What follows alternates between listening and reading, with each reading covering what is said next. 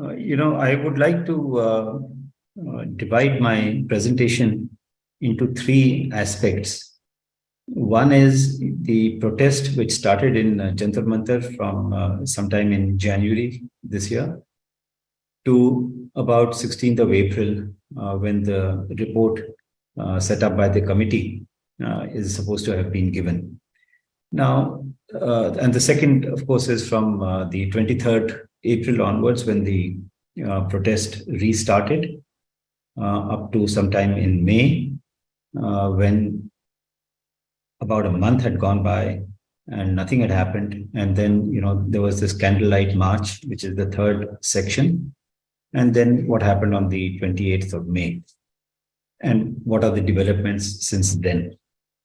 Now, so far as the first aspect is concerned, namely when the protest started in January, it's not that, the wrestlers decided that let's go and have some kind of a protest in Jantar Mantar. Obviously, there would have been something prior to that. All right. Because this sexual harassment is not something which started only in January. It started much earlier. They would have made complaints, but it appears that there is no internal complaints committee in the Wrestling Federation. So, which is contrary to the law, by the way, the Sexual Harassment Act. And because there was no place to whom they could make a complaint, it seems they either made a complaint to some persons who are officials in the Wrestling Federation. And it also appears that they made a complaint to the Ministry of Sports, which is in charge of the Wrestling Federation and other sports federations and organizations. Nothing seems to have happened, absolutely nothing, which is what drove them to come to Jantar Mantar and to, go on some sort of a protest. Now, one of the things that was said against these wrestlers is, oh, why did you go to the streets? Now, obviously, they had no option. There is no ICC, there is no internal complaints committee, so they could not go there. They seem to have gone to the Ministry of Sports, or at least to some persons in authority. There was no response, so they had no other option but to come to Jantar Mantar to protest. Now, while they were there, the protest started, I think, sometime on the 18th of January. And on 21st of January, they called off the protest because they were given an assurance that two committees will be set up. One committee will be set up with regard to the affairs of the Wrestling Federation, and the second committee will be set up to examine the allegations that they have made. Now, obviously, the allegations had been made, right? So to say that, oh, why did they come to the streets? They should have done this, they should have done that. To me, it makes no sense. Anyway, the oversight committee was constituted on the 23rd of January, and it was required to give its report within 1 month. It did not give the report within 1 month. Time was extended, and eventually on 16th of April, the report was given by the oversight committee. What are the contents of the oversight committee's report? Nobody knows, right? It's a big secret. All right. Now, why is it a big secret? I mean, there is something that has happened. And the only thing that can be assumed, as lawyers put it, you can draw an adverse presumption. If the report was in favor of the accused person, the person who is supposed to have sexually harassed the wrestlers, the first thing to do would be, make the report public. All right. Delete the names and so on and so forth, redact it, and make the report public. So I think the first presumption is that the report is against the person in charge of the Wrestling Federation, the person against whom allegations have been made. So let's proceed on that basis. Otherwise, the whole thing, I think, would have just come to an end if he had been found not guilty, or if the wrestlers had been told, if the committee had found that the wrestlers are, making false allegations and so on. Then you come to the second stage. The wrestlers obviously came to know that the report has been submitted. It was not being made public. They said, make the report public. And the executive or the government or whoever is in charge, they said, no, no, no, we're not going to make the report public. So this again drove them to come to Jantar Mantar, where they came on the 23rd of April to protest and say that why are you not making the report public? Right? That is one. Second, they had made a complaint. Why is an FIR not being registered? That was the second grievance. So they came out with two grievances. One, make the report public. Two, register an FIR. Now, if the report was in favor of the accused and against the wrestlers, they would have said, listen, here is the report. And where is the question of registering an FIR? We're not going to register an FIR because there's nothing in the complaint that you have lodged. It's all false. But they did nothing. Now, this drove the wrestlers to approach the Supreme Court for an exercise of their fundamental rights under Article 32 of the Constitution of India to say that, listen, here is a cognizable offense. Why is an FIR not being registered? The matter came up before the Supreme Court, I think on the 25th. Supreme Court issued notice to Delhi police on the 28th. And the Delhi police then comes out very magnanimously and says, oh, you know, we have received this complaint. Now we are going to register an FIR. I think the Supreme Court should have first of all asked them, why didn't you register an FIR much earlier? You know, what is the point of telling us today, after the matter is before us, that we are going to register an FIR? Anyway, the Supreme Court did not do that. And it was told to the Supreme Court that there is a fear of threat, a fear to the life of the wrestlers. I think an affidavit was also filed in a sealed cover to the Supreme Court to say that, listen, this is why, I assume, to say that this is why we think that there is a threat to our lives. The matter was then taken up by the Supreme Court on the 4th of May. And on the 4th of May, the Supreme Court was told that an FIR has been lodged. It was lodged on 28th of April, which means that there was some substance in the complaint. And the FIR dealt with three things, apart from, harassment. It talked about sexual harassment under section 374A.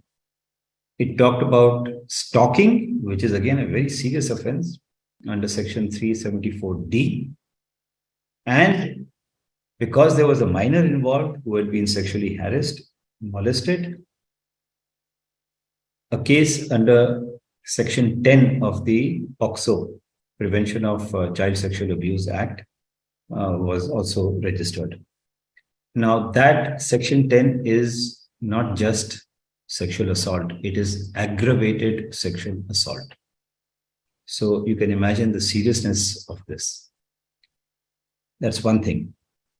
The second is that the Supreme Court said that these wrestlers should be given police protection, which means that the threat perception or the threat which they had indicated to the Supreme Court was perhaps real. Otherwise, the Supreme Court would not have said that, listen, give them police protection. So the whole thing indicates, number one, that the Delhi police was going slow for reasons which I think are fairly obvious. Number two, that these wrestlers were under threat. And the Supreme Court accepted the fact that they were under threat. And that's why they said you give these wrestlers police protection. Now, before the hearing on the 4th of May, if you remember, on the 3rd of May and on the night of the 3rd of May, there was some sort of a scuffle that took place at Jantar Mantar, where these wrestlers said that some policemen or maybe some persons, whoever it is, they were drunk, they came and they tried to, manhandle them, and some sort of a ruckus took place. Which means that an incident did occur, which also I think the Supreme Court must have been aware of because it seems to have come out in the newspapers.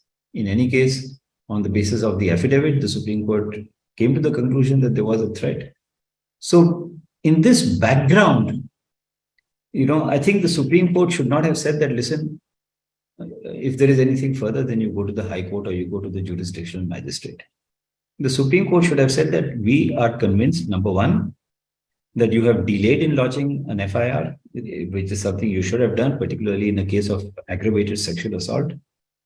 Second, there is a threat perception, and we think that these wrestlers must be given police protection. So we'd like to monitor the investigation so that things don't go wrong. Now, the Supreme Court has in the past monitored investigations, not with a view to see that, the person against whom the case has been filed is convicted. No. The Supreme Court has monitored investigations only to see that things don't go wrong. The investigating officer or the police do not go off at a tangent. Now, if there's some politically connected, well-connected person like you had in the Jain Hawala case in the 1990s, Supreme Court said, yeah, we'll monitor it, right? Because some big names are involved and, the whole investigation might get derailed. Or in some other matter, because of the nature of the case, because of the nature of the persons, the Supreme Court monitors the investigation only to see that it doesn't get derailed. I think there, the Supreme Court, in my view, did not fully appreciate the position and decided not to, monitor the investigation. I think they should have. All right. Then we come to the third section. When the wrestlers went back, they were continuing in Jantar Mantar. I don't know what kind of investigations were going on. But on 23rd of May, they took out a peaceful candlelight march in which it was pointed out that, listen, we've been here for 1 month. From 23rd of April, we've been here. 1 month has gone by. And what has happened? It's not something, which requires massive investigations and all that. And later on, it came on, police, talked to about 100 witnesses. What is there to talk to 100 witnesses? It's not that, there was a whole crowd that was watching the sexual harassment of these girls, including the minor, and so therefore you need eyewitnesses. Now the police says, we need video evidence, we need audio evidence. What's going on? These kind of things don't happen on the street, Sexual harassment of wrestlers. People don't do that on the street. Obviously, it is done behind closed doors. And what kind of evidence are you going to get? That's what the investigation is for. Otherwise, then why have an investigation? Here is all the material, prosecute the fellow and send him to jail. That's it. End of the matter. Why have an investigation? Anyway, then after this, 23rd May candlelight march, we had this really ugly scenes on the 28th of May when the wrestlers were manhandled. It's not that only they were manhandled, but criminal allegations were made against them, including of rioting. Right? And that complaint of rioting has not been withdrawn. Theoretically, therefore, these wrestlers are now accused persons accused of rioting. Okay, so somebody who came to Jantar Mantar, came to the Supreme Court as victims of crime, have now been told that, you are actually the criminals, right? You have done rioting, you have done, broken the law, section 144, this, that, and the other. Look at the, turn of events. Look at the somersault that has taken place. Now, from 28th May onwards, okay, then they were told that, listen, now you can't even come to Jantar Mantar. Okay, whatever bedding that you had over there, whatever tents that you had over there, everything is taken away. Okay, so now there's no internal complaints committee, so you can't complain to them. They probably went to the government, nothing has happened. They went to the police said, you can't come and protest over here. Now, where are they supposed to go? What are they supposed to do? Are they again supposed to go to court and say that, listen, this is what is happening to us? It's quite obvious, that the police is mixed up. They don't want the allegations to proceed. They don't want the investigation to proceed. Now we come to what has been happening in the recent past. What surprised me considerably was the Honorable Minister giving an assurance to the wrestlers when they said that we are going to throw our medals into the Ganga. And in fact, they actually went to throw the medals into the Ganga. They were told that, oh, you see, so the probe will be completed by 15th of June. All right, so don't do anything. How did the Honorable Minister come to know that it will be completed by the 15th of June? The only person who can answer that question, or the only person who can make that statement, is the investigating officer, nobody else. At best, the investigating officer can tell his superior, the Commissioner of Police, that, listen, I'm supposed to report to you. I will complete the investigation by 15th of June and I will file a charge sheet. Nobody else can do that. So therefore, there is something that is going on, behind the scenes. I remember, now, why is this serious? This is serious because the Supreme Court has said in any number of judgments that nobody can interfere in investigations, not even the Supreme Court. That's why when the Supreme Court monitors the investigation, they don't interfere in the investigation. They just let the investigating officer do what he's supposed to do. But if he's doing something ridiculous, going off at a tangent, then they say, listen, we think you're going off at a tangent. So now what I remember is when this, scam was going on about the allotment of coal blocks. The CBI was asked to file an affidavit. The CBI prepared an affidavit and they showed it to the then Law Minister, Mr. Ashwini Kumar, who vetted it. Now, he had nothing to do with the investigation. The investigation was with the CBI. It was brought to the notice of the Supreme Court that the affidavit was vetted by the Law Minister. The Supreme Court came down pretty heavily on the Law Minister, and the Law Minister resigned. Why? Because through the process of vetting the affidavit, he had interfered in the investigation. Now, here it appears that there is something going on behind the scenes. Otherwise, how would somebody know that the probe is going to be over on the 15th?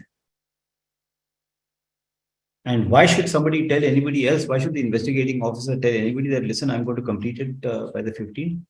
What business does anybody else have except perhaps a police commissioner? So I think this needs investigation. What is it that has been going on behind the scenes? Of course, nobody will investigate this, but it is something which I think is disconcerting, to say the least, keeping in mind the fact that the Law Minister had at one point of time to resign and as the Law Minister and the case pending in the Supreme Court, one could say that, listen, he's the Law Minister. Why can't he, have a look? And the matter is pending in the Supreme Court. But the Supreme Court said, no, you can't do it. Right? Okay. So one is, it appears, and it needs investigation, whether there is some interference in the investigation process. Then you have this minor. I think this minor was examined by the police in the presence of 4 women constables. This seems to have come out in the newspaper, I think today or yesterday, for about 4.5 or 5 hours till 9:30 p.m. Where was the need to interrogate her or to examine her or whatever they did for 4.5 or 5 hours? I mean, she's given a statement. That statement is in writing. That statement forms the FIR. What kind of investigation do you want? Okay, then this is an aspect of re-victimization.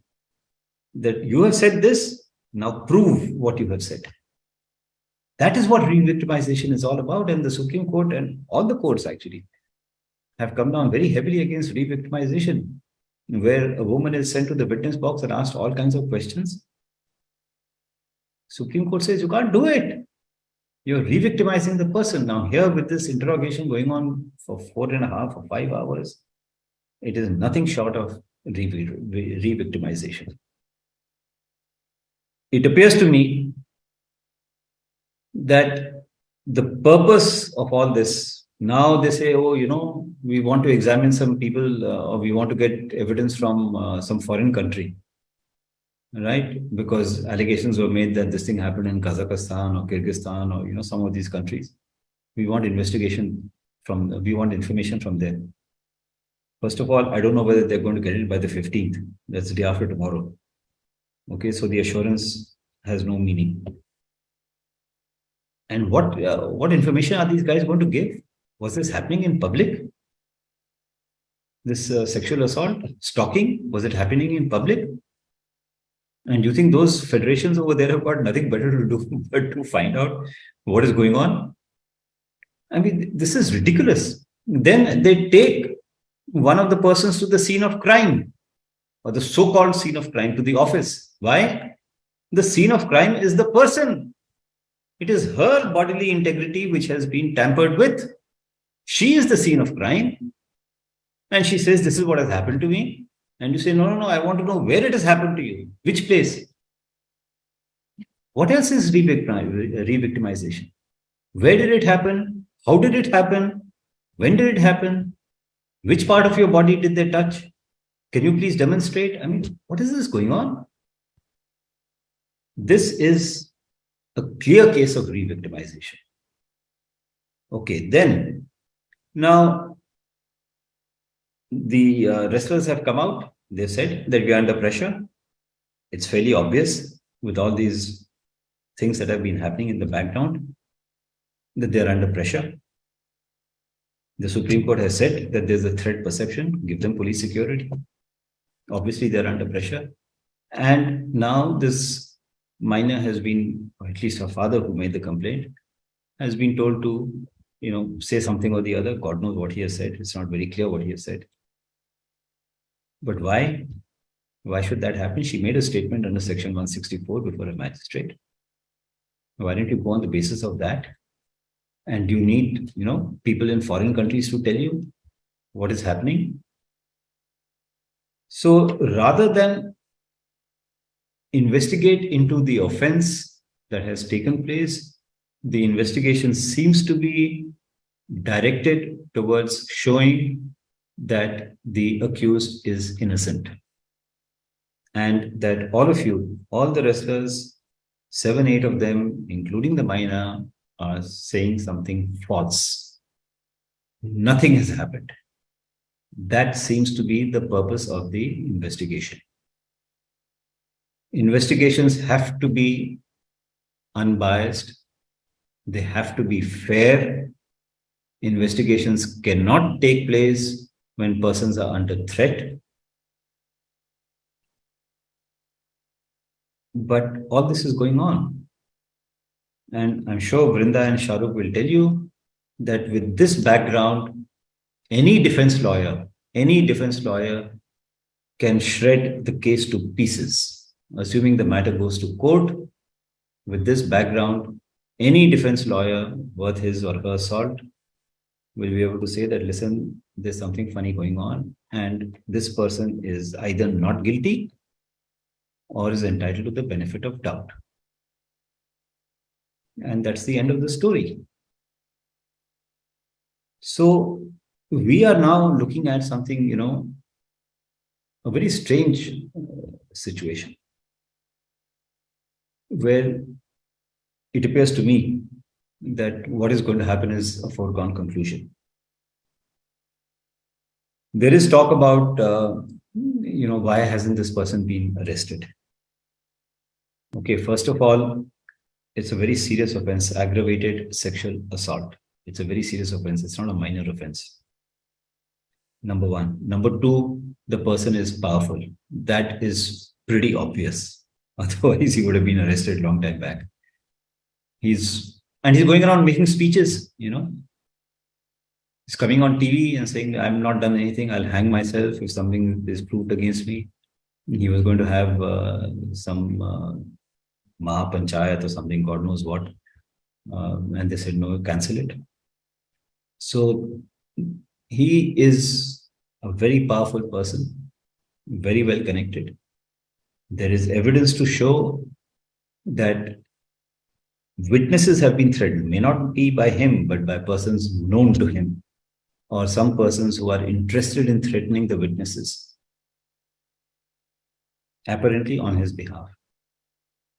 Evidence is being tampered with. The very fact that this minor or her father has gone back on the statement to some extent is an indication that evidence is being tampered with. Flight risk? Probably not. It's unlikely that he's going to run away. But then, as we have seen in the recent past, in the last couple of years, a person who doesn't even have a passport is arrested on the ground that he's a flight risk.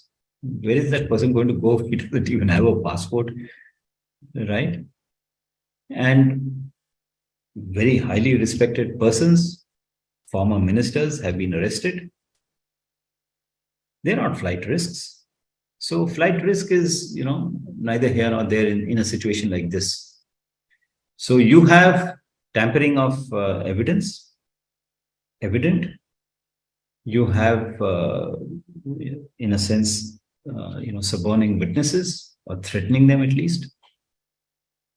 You have a very serious offense of aggravated sexual assault, apart from stalking and sexual harassment of not one person, but I think 6 or 7 persons, and who have come out openly, right? Normally, you say, oh, the identity of this person should not be known. Even in the Supreme Court, they were described as XYZ.